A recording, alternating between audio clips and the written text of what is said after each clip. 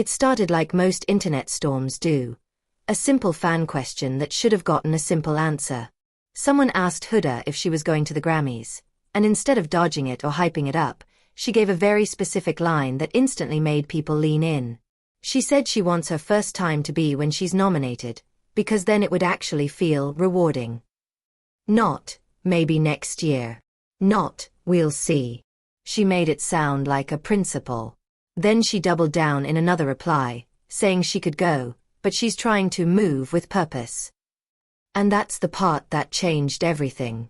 Because in a comment section, purpose doesn't just sound like ambition. It sounds like a judgment. Like she's separating herself from a certain type of person, without naming them. That's why people didn't just read it as personal motivation. They read it like subtext. Like Huda wasn't only talking about her own goals, but sending a quiet message about what kind of attention she respects, and what kind she doesn't. And once fans smell even a hint of a comparison, they don't wait for confirmation. They start assigning targets. But what really made this blow up wasn't even the wording. It was when she said it. Because the timeline around that comment had everybody connecting dots fast. And that's where things got messy. The reason Huda's comment didn't just pass by like every other celebrity reply is because of when it happened.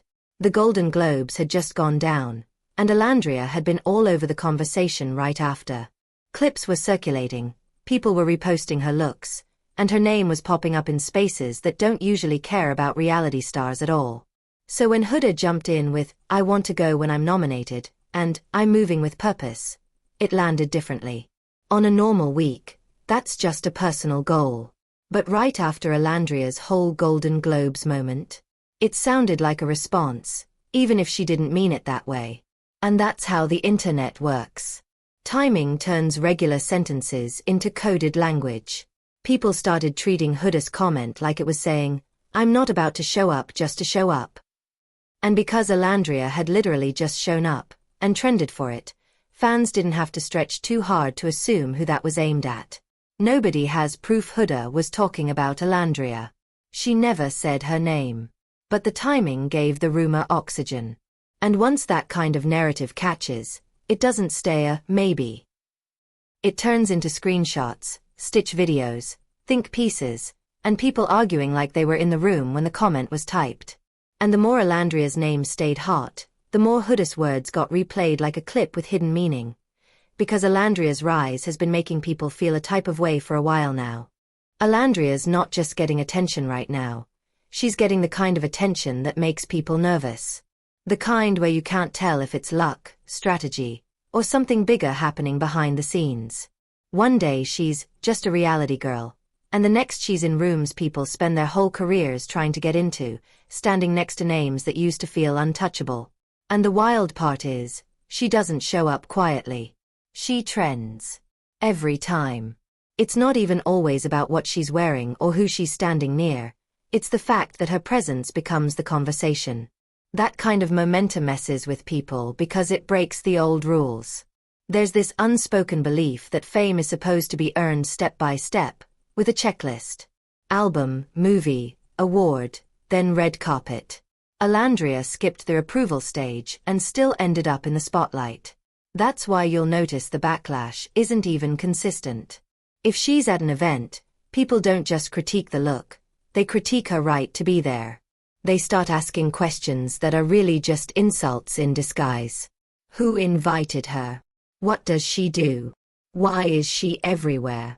Because deep down, what they're really saying is, how did she get what I wanted? And when someone rises that fast, it doesn't only trigger strangers online. It can trigger the people around them too, especially anyone who came from the same circle and thought they'd be the breakout star. Because it's one thing to watch a celebrity win. It's another thing to watch someone you used to be peers with turn into the headline. But the attention Alandria gets comes with a nasty tag attached. And it's the one label the internet uses when it wants to erase someone's success without admitting they're powerful. The internet has one favorite way to humble somebody it doesn't understand. It starts calling them useless. And with Alandria, the label people keep trying to stick on her is brutal. Seat filler, accessory, they just needed a face on the carpet. It's basically a way to say, you don't belong here, without having to admit she's being welcomed into spaces they can't touch. And what's crazy is how fast that drag escalates. It's not just, she's overhyped. It turns into, she has no talent, she's famous for nothing, and then the comparisons start flying, people even grouping her with celebrities like Kim Kardashian, like it's some kind of insult to be famous in a new way. Because in their minds, if your success doesn't come with a clear job title, then it doesn't count. But here's what they conveniently ignore. Major events don't run on talent alone. They run on image, relationships, and who brings attention. Brands want cameras. Networks want moments. Teams want connections. And sometimes the person who trends the hardest is more valuable than the person holding a trophy. So when Alandria walks into these rooms and ends up dominating the conversation, people who already don't like her use the invite itself as proof she's fake. Like the invitation is suspicious instead of literally how the industry works. It becomes a loop. She gets seen, they get mad, then they claim she's only seen because she's being used. And once that narrative takes hold, anyone defending her gets dragged too, because now it's not just about Alandria anymore. It's about who's willing to stand next to her publicly. Which is exactly why Nick's response hit so hard. Because he didn't just defend her. He embarrassed the whole argument in one line. Nick didn't give a long speech. He didn't debate. He didn't try to educate anyone. He did something way more effective. He made the hater look small. When someone commented that they're inviting anyone, and tried to frame Alandria being at the Golden Globes like it was some kind of joke, Nick snapped back with, "Go ahead and set the alarm for work already." And that line landed the way it landed for a reason. It wasn't just a comeback. It was a reminder, while people are typing from the sidelines, she's actually in the room. And that's what made it feel like a loyalty moment. Because defending someone's invite isn't really about the invite. It's about defending their right to win without being punished for it. Nick's response basically said, y'all can hate, but your hate isn't changing her access. It also exposed the weird energy around Alandria's rise. People weren't critiquing her behavior. They were critiquing her existence in a space they think she hasn't earned. And Nick refusing to entertain that logic is what made the clapback go viral in the first place. He treated the whole argument like it wasn't even worth discussing. And once he did that, it set the tone for how fans responded next. Because now it wasn't just Alandria at an event.